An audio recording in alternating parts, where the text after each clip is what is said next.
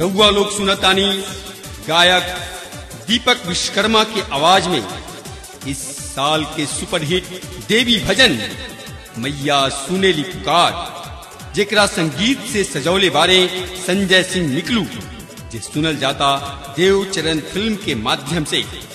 लिही सुनी हमार एल्बम के अगला गाना।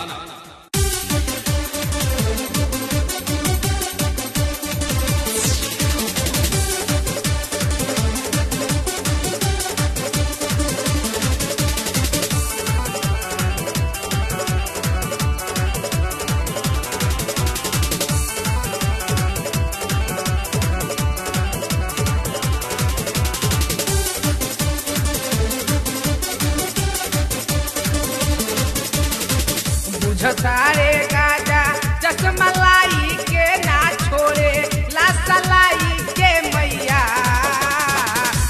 सारे गाजा चश्मा लाई के ना छोड़े लाशा लाई के मैया।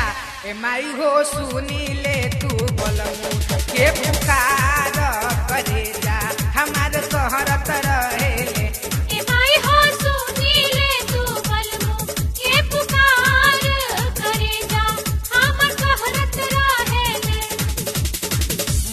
सारे गाजा चश्मा लाई के ना छोड़े लाशा लाई के मैया।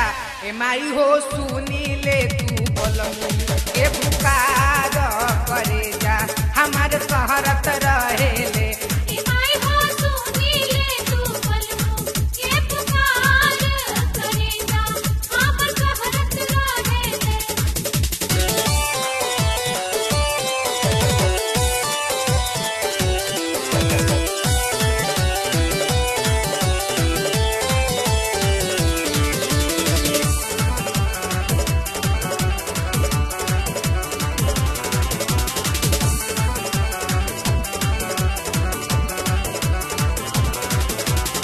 लक्ष्मणाई माने नहीं कैलस फायदा नाती के।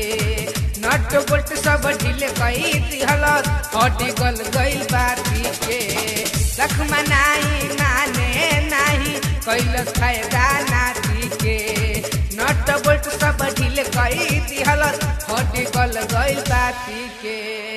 उठे पोरे पोरे हई कर दिया छुटक करे ना हर दिया मैया। उठे पोरे पोरे हई कर दिया छुटक करे ना हर दिया मैया।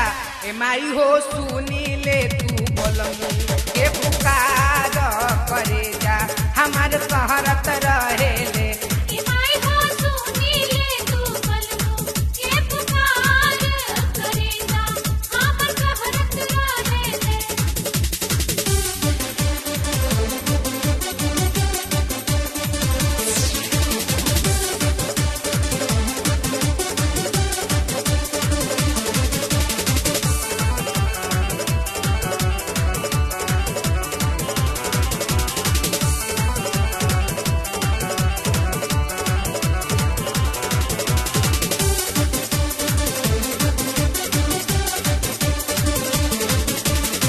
जय भवानी जय कल्याणी कर कुछ मोर सैया के।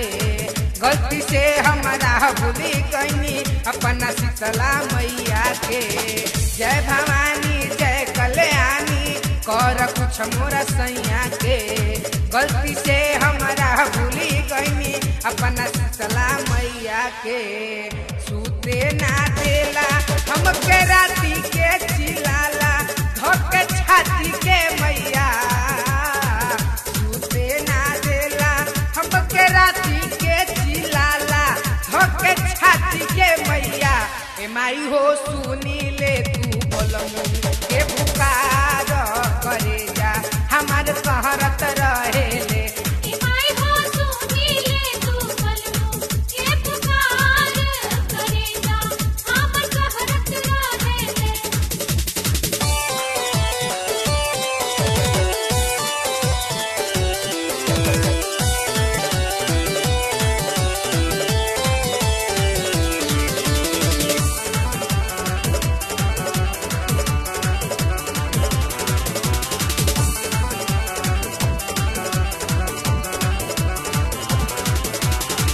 डॉक्टर मिथिल जवाब दे दिहले जान जो ऐसन ऐसन रे दीपक पंकज देवारा कहेला लागत नाही ई बची है रे डॉक्टर मिथिल जवाब दे दिहले जान जो ऐसन ऐसन रे दीपक पंकज देवारा कहेला लागत नाही ई बची है रे देले दवाई अंग्रेजी के तुम्हारे ला करे जी के मैया देले दवाई अंग्रेजी के तुम्हारे ला करे जी के मैया ए माई हो सुनी ले तू बोल के पुकार करे जा हमारे कहरत